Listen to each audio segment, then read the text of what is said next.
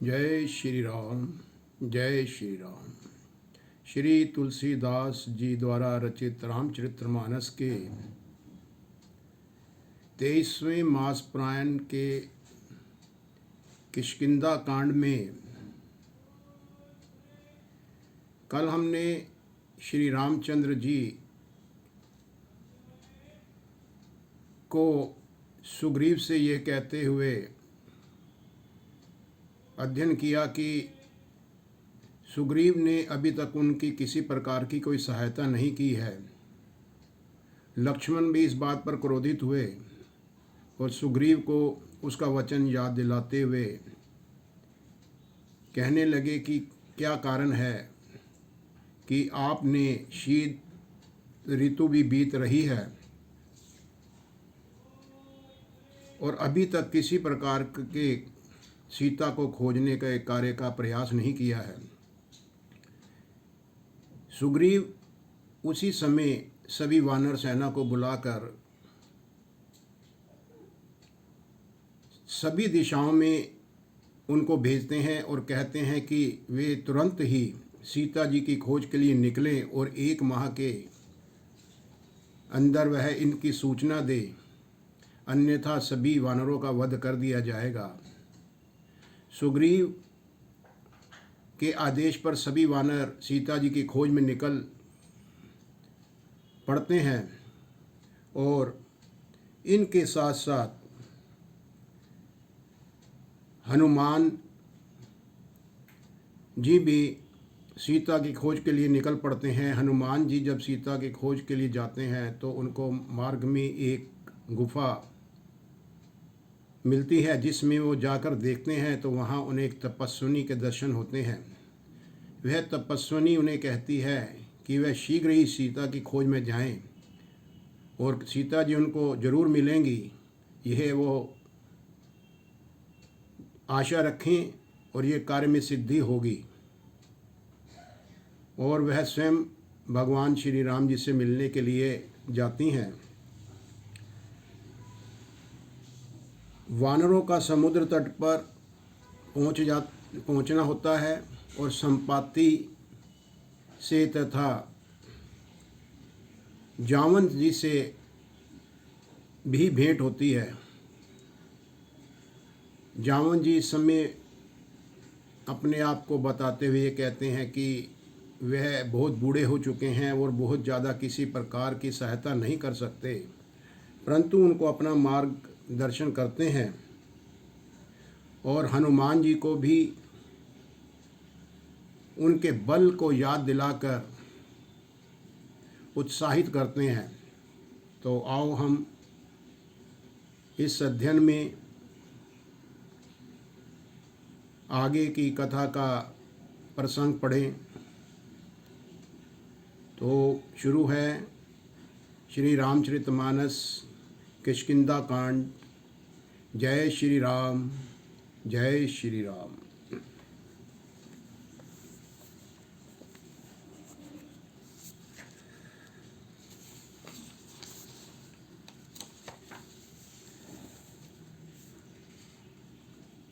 दोहा। बचन सुनत सब बानर, जह तह चले तुरंत। तब सुग्रीव बोले, अंगद नल हनुमंत। सुग्रीव के वचन सुनते ही सब वानर तुरंत जहाँ तहाँ भिन्न भिन्न दिशाओं में चले। तब सुग्रीव ने अंगद, नल और हनुमान को प्रधान योद्धाओं को बुलाया और कहा, सुनहु नील अंगद हनुमाना, जामत मति धीर सुजाना। सकल सुभट मिली दक्षिण जाहू, सीता सुधी पूछे हूँ सब काहू। हे धीर बुद्धि और चतुर नील अंगद हनुमान, तुम सब श्रेष्ठ योद्धा मिलकर दक्षिण दिशा की ओर जाओ और सब किसी से सीता जी का वहाँ पर पता पूछना। मन क्रम बचन सो जतन विचारे हूँ, रामचंद्र कर काजू सवारे हूँ। भानु पीठी से ही उर आगी, स्वामी सर्व भाव छल त्यागी। मन, वचन तथा कर्म से उसी का, सीता जी का पता लगाने का उपाय सोचना, श्री रामचंद्र जी का कार्य संपन्न करना, सूर्य को पीठ से और अग्नि को हृदय से सामने की ओर से सेवन करना चाहिए, परंतु स्वामी की सेवा तो छल छोड़कर सर्वभाव से मन वचन कर्म से करनी चाहिए। तजी माया से ही परलोका, मिटहि सकल भव संभव शोका। देह धरे कर यह फलु भाई, भजिए राम सब काम बिहाई। माया अर्थात विषयों की ममता आसक्ति को छोड़कर परलोक का सेवन, भगवान के दिव्य धाम की प्राप्ति के लिए भगवत सेवा रूप साधन करना चाहिए, जिससे भव अर्थात जन्म मरण से उत्पन्न सारे शोक मिट जाएं। हे भाई, देह धारण करने का यही फल है कि सब कर्मों और कामनाओं को छोड़कर श्री राम जी का भजन ही किया जाए। सोई गुण गई सोई बड़ भागी, जो रघुबीर चरण अनुरागी। आयसु मागी चरण सिरुनाई, चले हर्षि सुमरित रघुराई। सद्गुणों को पहचानने वाले गुणवान तथा बड़भागी वही हैं जो श्री रघुनाथ जी के चरणों का प्रेमी है। आज्ञा मांगकर और चरण में सिर नवाकर श्री रघुनाथ जी का स्मरण करते हुए सब हर्षित होकर सीता जी की खोज में चल पड़े। पाछे पवन तनय सिरुनावा, जानी काज प्रभु निकट बोलावा। परसा शीस सरोरुह पानी, कर मुद्रिका दीनी जन जानी। और सबके पीछे पवन सुत श्री हनुमान जी ने अपना सिर श्री रघुनाथ जी के चरण कमलों में नवाया। कार्य का विचार करके प्रभु ने उन्हें अपने पास बुलाया। उन्होंने अपने कर कमल से उसके सिर पर हाथ फेरते हुए उनको स्पर्श किया तथा अपना सेवक जानकर उन्हें अपने हाथ की अंगूठी उतारकर दी। बहु प्रकार सीत ही समुझाएहु, कही बलबीर है बेगी तुम आहेहु। हनुमत जन्म सुफल करी माना, चले हूँ हृदय धरी कृपा निधानम। और कहा, बहुत प्रकार से सीता को समझाना और मेरा बल तथा विरह प्रेम कहकर तुम शीघ्र लौट आना। हनुमान जी ने अपना जन्म सफल समझा और कृपा निधान प्रभु को हृदय में धारण करके वे चल पड़े। यद्यपि प्रभु जानत सब बाता, राजनीति राखत सुर त्राता। यद्यपि देवताओं की रक्षा करने वाले प्रभु सब जानते हैं, तो भी वे राजनीति की रक्षा कर रहे हैं। नीति की मर्यादा रखने के लिए सीता जी का पता लगाने को जहाँ तहाँ वानरों को भेज रहे हैं। दोहा, चले सकल बन खोजत सरिता सर गिरी खोहो, राम काज लय लीन मन बिसरा तन कर छोहो। सब वानर वन, नदी, तालाब, पर्वत और पर्वत की कंदराओं में खोजते हुए चले जा रहे हैं। मन श्री राम जी के कार्य में लवलीन है, शरीर तक का प्रेम भूल गया है। कतहु हो ही निशिचर में से भेटा, प्राण ले ही एक एक चपेटा। बहु प्रकार गिरी कानन हे रही, कोई मुनि मिलही ताही सब घेरही। कहीं किसी राक्षस से भेंट हो जाती है तो एक एक चपत में उसके प्राण ले लेते हैं। पर्वत और वनों को बहुत प्रकार से खोज रहे हैं, कोई मुनि मिल जाता है तो पता पूछने के लिए उसे सब घेर लेते हैं। लागी तृषा अतिशय अकुलाने, मिलहि न जल घन गहन भुलाने। मन हनुमान कीन अनुमाना, मरण चहत सब बिनु जल पाना। इतने में सबको अत्यंत प्यास लगी, जिससे सब अत्यंत ही व्याकुल हो गए, किंतु जल उन्हें कहीं नहीं मिला। घने जंगल में सब भूल गए।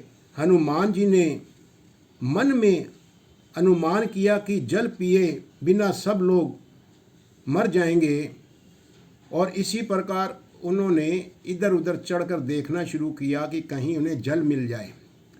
चढ़ी गिरी शिखर चहूँ दिशि देखा, भूमि बिबर एक का कौतुक पेखा। चक्र बाक बक हंस उड़ाही, बहुतक खग प्रभ सही ते ही माही। उन्होंने पहाड़ की चोटी पर चढ़कर चारों ओर देखा तो पृथ्वी के अंदर एक गुफा में उन्हें एक कौतुक आश्चर्यजनक कुछ दिखाई दिया। उसके ऊपर चकवे, बगुले और हंस उड़ रहे हैं और बहुत से पक्षी उसमें प्रवेश कर रहे हैं।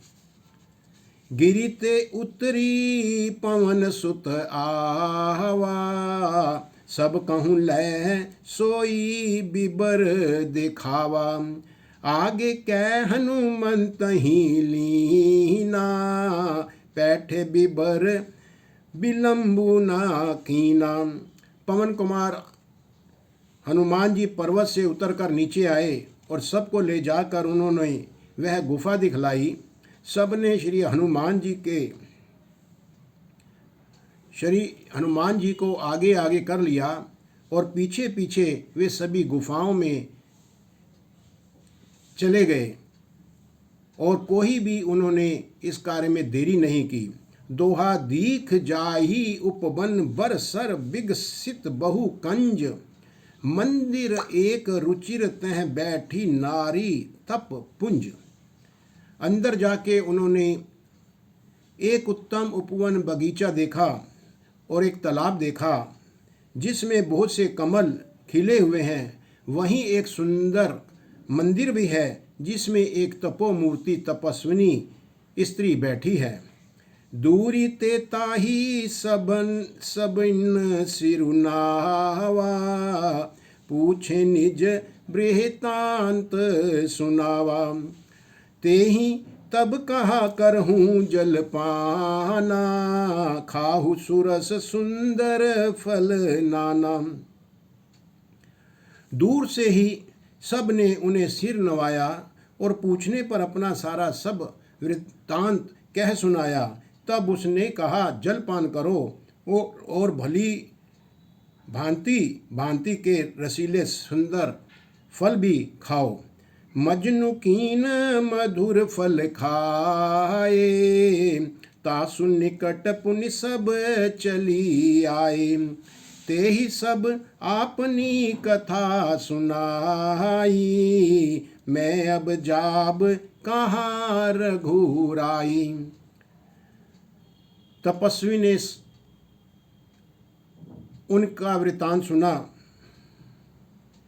और उस तपस्विनी से सभी ने आज्ञा पाकर वहाँ स्नान किया, मीठे फल खाए और फिर सब उसके पास चले आए।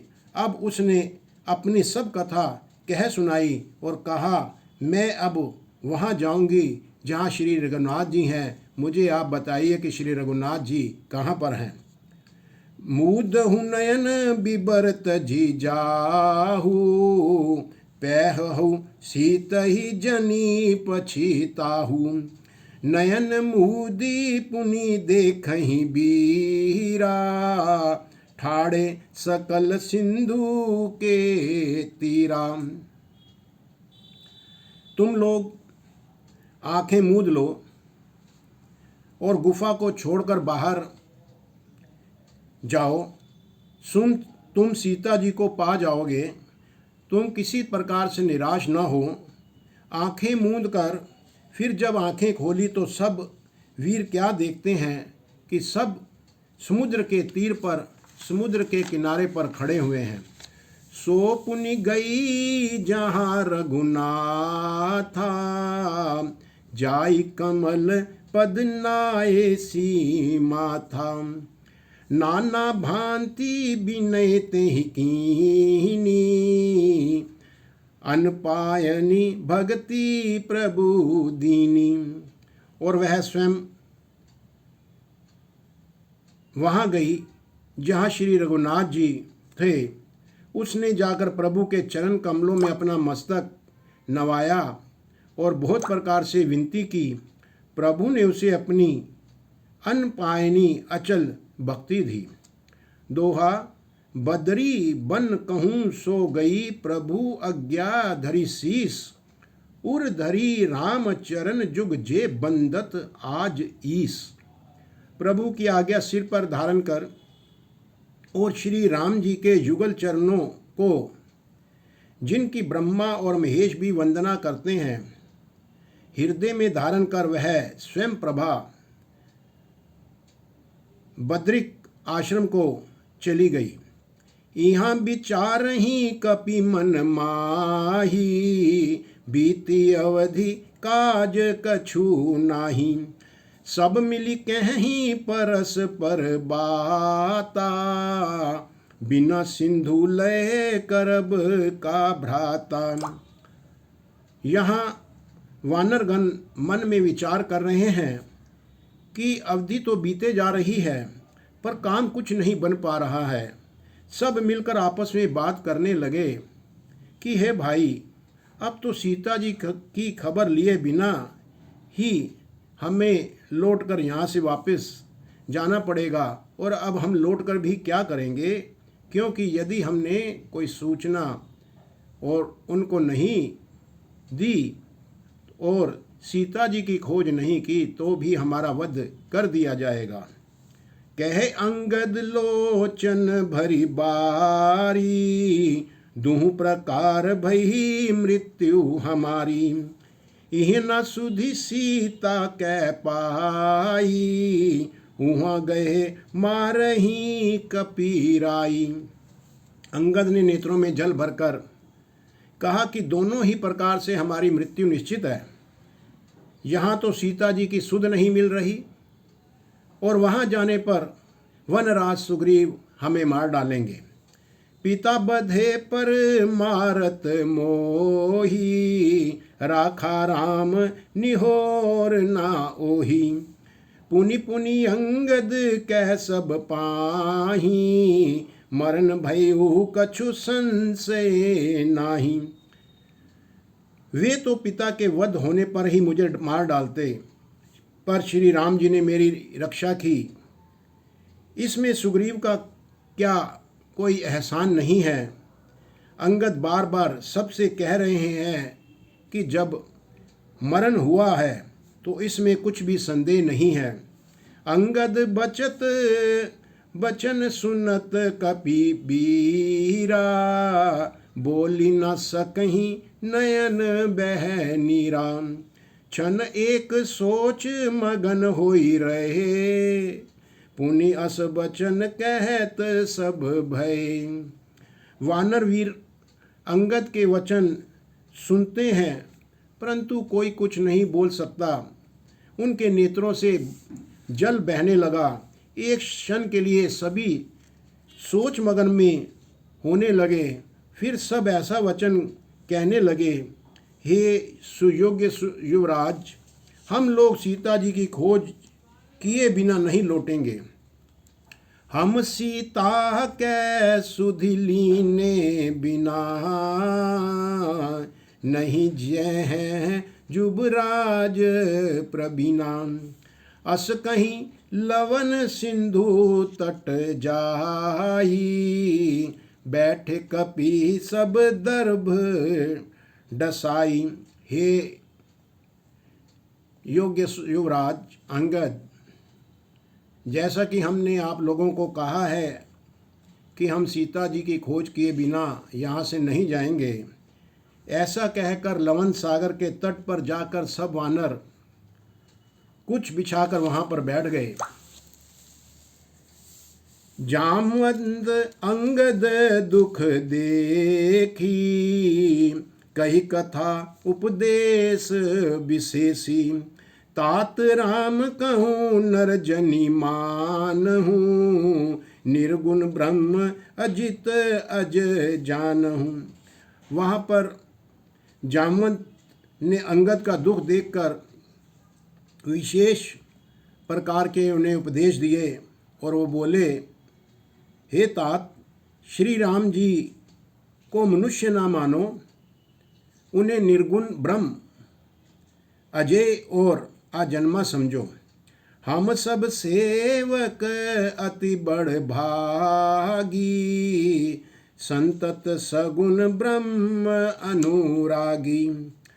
हम सब सेवक अत्यंत बड़ भागी हैं, जो निरंतर सगुण ब्रह्म श्री राम जी से प्रीति रखते हैं। दोहा, निज इच्छा प्रभु अवतरई, सुर मही गौ द्विज लागी। सगुण उपासक संग तह रही, मोक्ष सब त्यागी। देवता, पृथ्वी, गौ और ब्राह्मणों के लिए प्रभु अपनी इच्छा से किसी कर्म बंधन से नहीं अवतार लेते हैं। वहाँ सगु सु गणोपासक भगतगण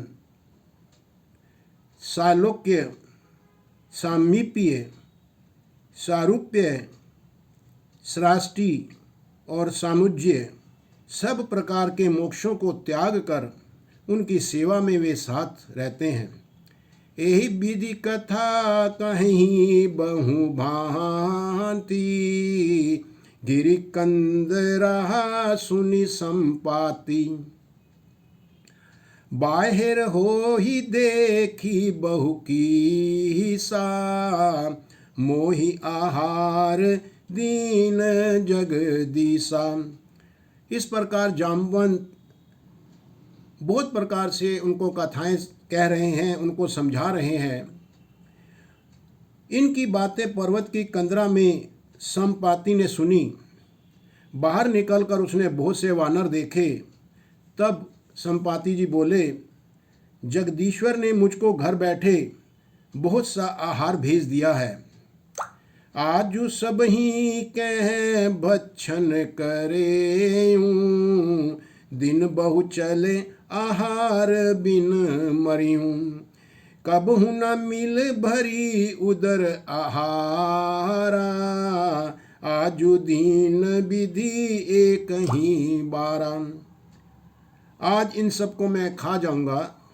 बहुत दिन बीत गए, मुझे ठीक प्रकार से भोजन भी नहीं मिला और इस भोजन के बिना मैं भी मरा जा रहा हूँ।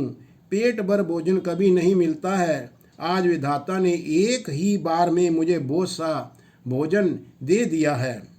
डर पे गीध बचन सुनि काना, अब भाव मरण सत्य हम जानम। कपि सब उठे गीध कह देखी, जावंत मन सोच विशेषी। गीध के वचन कानों से सुनते ही सब डर गए कि अब सचमुच ही मरना हो गया है। यह हमने जान लिया है। फिर उस गीध जो संपाति है को देखकर सब वानर उठ खड़े हुए और जामवंत के मन में विशेष प्रकार का सोच हुआ।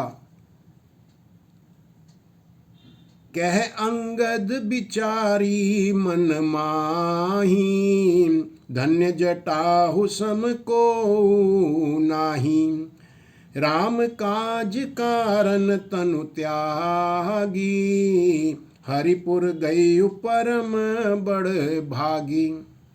अंगद ने मन में विचार कर कहा, आह, जटायु के समान धन्य कोई नहीं है।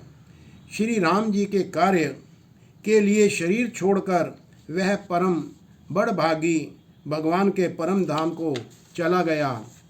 सुनी खग हर्ष शोक जुत बानी, आवा निकट कपिन भय मानी। तिन्ह ही अभय करी पूछ सी जाई, कथा सकल तिन ताही सुनाई। हर्ष और शोक से युक्त वाणी सुनकर वह पक्षी गीध संपाति जो है वानरों के पास आया, जिससे वानर डर गए। उनको अभय करके अभय वचन देकर संपाति ने कहा और उनके पास जाकर जटायु का वृत्तांत पूछा। तब उन्होंने सारी कथा संपाति को कह सुनाई। सुनी संपाति बंधु कह करनी, रघुपति महिमा बहु विधि बरनी। भाई जटायु की करनी सुनकर संपाति ने बहुत प्रकार से श्री रघुनाथ जी की महिमा का वर्णन किया। दोहा, मोही ले जाहू सिंधु तट, देहूँ तिलांजलि ताही। बचन सहाई कर भी, मैं पहूँ खोजहूँ जाई। उसने कहा, मुझे समुद्र के किनारे ले चलो, मैं जटायु को तिलांजलि दे दूँ। इस सेवा के बदले में मैं तुम्हारी वचन से सहायता करूँगा। अर्थात सीता जी कहाँ हैं, मैं तुम सबको बतला दूँगा। जिसे तुम खोज रहे हो उसे तुम तुरंत पा जाओगे। अनुज किया करी सागर तीरा, कही निज कथा सुनहूँ कपि बीरा। हम द्वौ बंधु प्रथम तरुणाई, गगन गए रवि निकट उड़ाई। समुद्र के तीर पर छोटे भाई जटायु की क्रिया श्राद्ध आदि करके संपाति अपनी कथा कहने लगा और कहा, हे वीर वानरों, सुनो, हम दोनों भाई उठती जवानी में एक बार आकाश में उड़कर सूर्य के निकट चले गए थे। तेज न सही सक सो फिरी आवा, मैं अभिमानी रवि निहरावा। जरे पंख अति तेज अपारा, परहूँ भूमि करी घोर चिकारा। वह जटायु तेज नहीं सह सका, इससे वह लौट आया।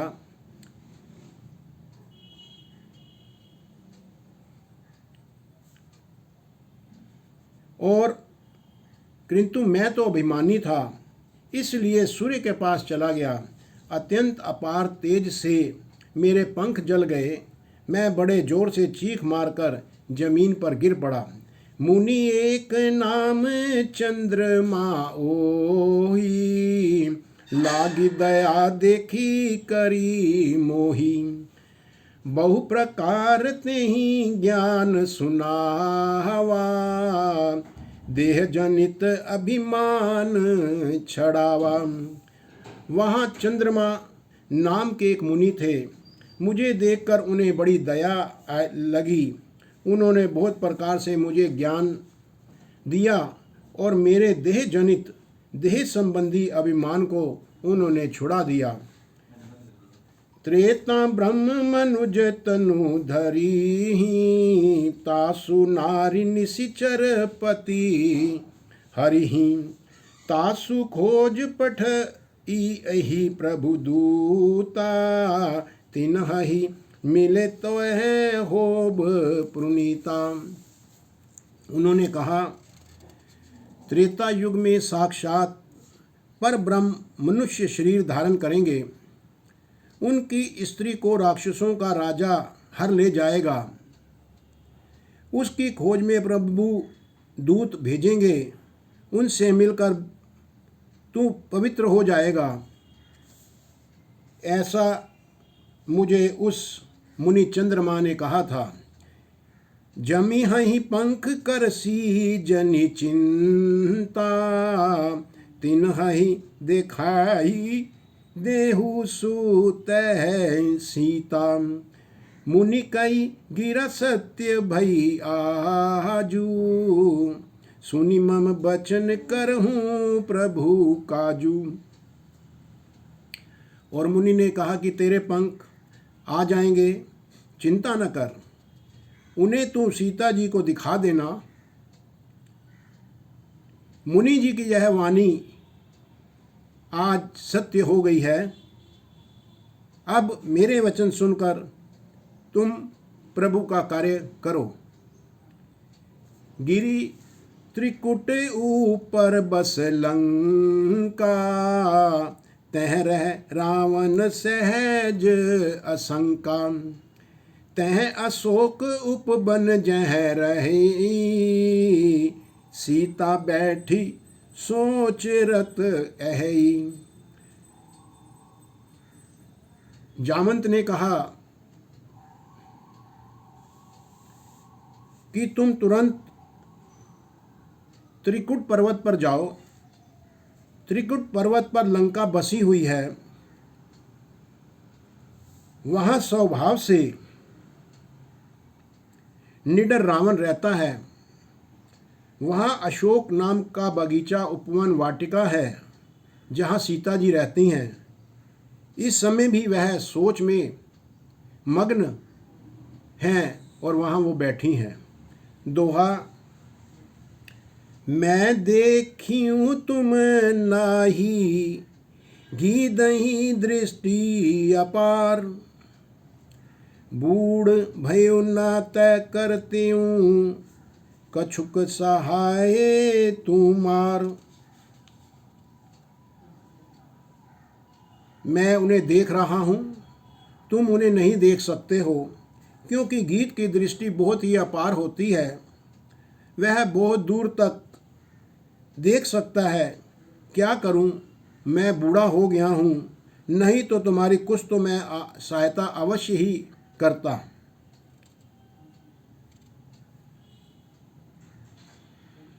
जो ना गई संत जो जन सागर, करहि सो राम काज मति आगर, मोहि बिलो की धरहूँ मन मिधीरा, राम कृपा कस भयूँ शरीरा।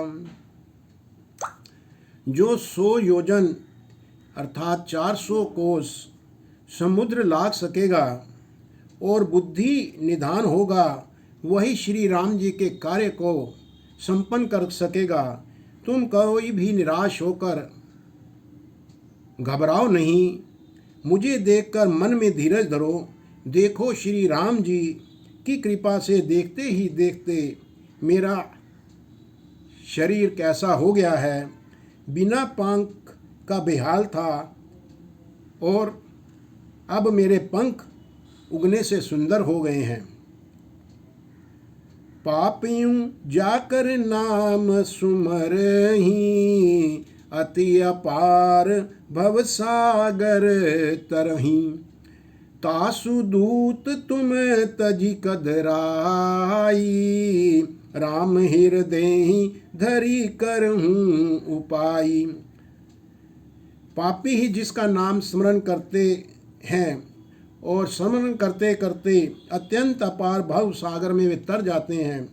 तुम उनके दूत हो, अतः किसी प्रकार का भय न रखकर अपनी कायरता को छोड़कर श्री राम जी को हृदय में धारण करके कुछ उपाय करो। अस कही गरुड़ गीध जब गयो, तिनके मन अति विस्मय भयो। निज निज बल सब काहूँ भाषा, पार जाहि कर संशय राखा। काक भुशुंडी जी यहाँ कहते हैं, हे गरुड़ जी, इस प्रकार जब गीध चला गया तब उन वानरों के मन में अति ही विस्मय हुआ, उनको आश्चर्य हुआ। सब किसी ने अपने अपने बल का बखान किया, पर समुद्र के पार जाने में सभी ने संदेह प्रकट किया। जरठ भयो अब कहिए रिछेसा, नहीं तन रहा प्रथम बल लेसा। जब ही त्रिविक्रम भय खरारी, तब मैं तरुण रहियूं बल भारी। ऋक्ष राज जामन कहने लगे, मैं अब बूढ़ा हो गया हूँ, शरीर में पहले वाला बल का लेश भी मेरे में नहीं है। जब खर के शत्रु श्री राम वामन बने थे तब मैं जवान था और मुझ में बहुत बड़ा बल था। दोहा बलि बांधत प्रभु बाड़ेऊं, सोतनु बरनी न जाई। उभेद घरी मह दी नहीं, सात प्रदक्षिण धाई। बलि के भांते समय प्रभु इतने बड़े कि उस शरीर का मैं वर्णन नहीं कर सकता, किंतु मैंने तो 2 ही घड़ी में दौड़कर उस शरीर की 7 प्रदक्षिणाएं कर ली। अंगद कहिए जाऊं मैं पारा, जिए संशय कछु फिरती बाराम। जामंत कह तुम सब लायक, पठहिय किमि सब ही कर नायक। अंगद ने कहा, मैं पार तो चला जाऊंगा, परंतु लौटते समय के लिए हृदय में मेरे कुछ संदेह है। जामंत ने कहा, तुम सब प्रकार से योग्य हो, परंतु तुम सबके नेता हो, तुम्हें कैसे भेजा जाए। कह ईरीछ पति सुनु हनुमाना, का चुप साधी रहिऊ बलवाना। पवन तने बल पवन समाना, बुद्धि विवेक विज्ञान निधाना। ऋक्ष राज जामंत ने श्री हनुमान जी से कहा, हे हनुमान, हे बलवान, सुनो, तुमने यह क्या चुप्पी साध रखी है। तुम कुछ क्यों नहीं बोलते हो। तुम पवन के पुत्र हो और बल में पवन के समान ही हो। तुम बुद्धि विवेक और विज्ञान की खान हो। कैवन सो काज कठिन जग माही, जो नहीं होई तात तुम पाही। राम काज लगी तव अवतारा, सुनतहि भयउ पर्वताकारम। जगत में ऐसा कौन सा कठिन कार्य है जो हे तात हनुमान तुम नहीं कर सकते। श्री राम जी के कार्य के लिए ही तो तुम्हारा अवतार हुआ है। यह सुनते ही श्री हनुमान जी पर्वत के आकार के समान अत्यंत विशालकाय हो गए। कनक बरन तन तेज बिराजा, मानहु अपर गिरिन कर राजा। सिंहनाद करी बारही बाहरा, लीलहि नाघयु जल निधि खारा। उनका सेवन सोने सोने का सा रंग हो गया, शरीर पर तेज उनके सुशोभित हो गया, मानो कोई दूसरा पर्वतों का राज सुमेरु वहाँ खड़ा है। हनुमान जी ने बार बार सिंहनाद करके कहा, मैं इस खारे समुद्र को खेल ही खेल में लांघ जाऊंगा। सहित सहाय रावण ही मारी, आन्यू यह त्रिकुट उपारी। जामंत मैं पूछूं तो ही, उचित सिखावनु दीजहु मोही। और सहायकों सहित रावण को मारकर त्रिकुट पर्वत को उखाड़कर यहाँ ला सकता हूँ। हे जामवंत, मैं तुमसे पूछता हूँ, तुम मुझे सीख देना और उचित प्रकार से सलाह देना कि मुझे क्या करना चाहिए। एतना करहूँ तात जुम तुम जाई, सीत ही देखी कहूँ सुधी आई। तब निज भुज बल राजीव नेना, कौतुक लागी संग कपि सेना। जामवंत ने कहा, हे तात, तुम जानकर इतना ही करो कि सीता जी को देखकर लौट आओ और उनकी खबर कह दो। फिर कमल नयन श्री राम जी अपने बाहुबल से ही राक्षसों का संहार कर सीता जी को ले जाएंगे और केवल खेल के लिए ही वे वानरों की सेना को साथ लेंगे।